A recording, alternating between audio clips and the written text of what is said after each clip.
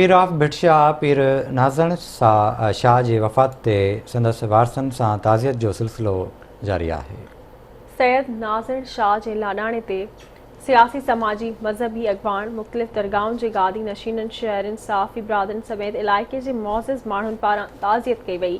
MPA doctor Makhdoom रफ़ीक़ुज़्ज़मा, Syed ख़ुदारिनो Shah ॼामोट, Sikandar Rahpoto, फ़कीरदाद खोसो, शेर मोहम्मद ॾहियो, सगीर कुरैशी, फयाज़ शाह, ताज मोहम्मद बिजराणी ताज़ियत कई।